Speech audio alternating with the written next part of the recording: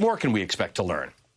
Well, joining us now is a member of the House Oversight Committee, Illinois Congressman Krishnamoorthi. Congressman, thank you for joining us. You and I have talked about some amazing things over the last few years, but this is really out there. There was a senior official of the Justice Department fully expecting his two bosses to get fired because they wouldn't agree to Donald Trump's request to call the election corrupt or to somehow undermine the election. He was ready to hit send. It was even a surprise to him that Jeffrey Rosen didn't get fired.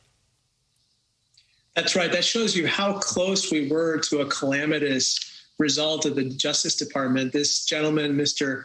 Hova Kimian, a fellow member of the Complicated Surname Club, decided that, basically it was very possible that his boss and his boss's boss were about to be fired for not calling the election corrupt and basically not trying to overturn the elections.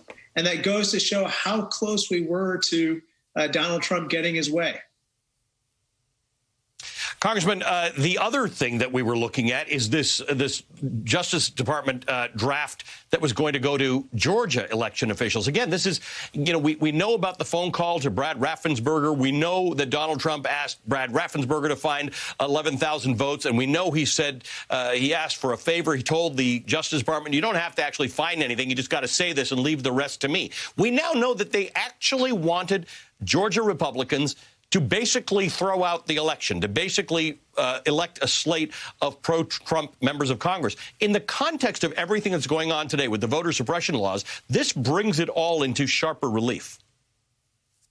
It sure does. And actually, it turns out that this guy, Jeff Clark, was writing or drafting these types of letters to all the 6 states that ended up going for Joe Biden. And I think that, what we see is the beginning of the effort to overturn the election. And I think that what we see now in terms of voter suppression efforts are just a continuation of those efforts.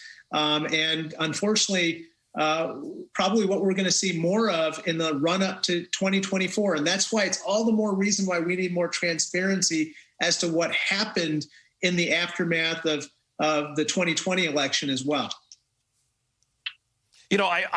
I'm pleased that we've seen an example in the Justice Department in this letter of someone who is willing to stand up to the injustice. We now know that Jeffrey Rosen was willing to stand up to Donald Trump. On Monday night, I interviewed Lieutenant Colonel Alexander Vindman, who said there are other people in the government like him prepared to stand up and do the right thing. But how do we assure ourselves that this kind of thing can't just happen? A corrupt president can't just try to corrupt the Justice Department and overturn democracy.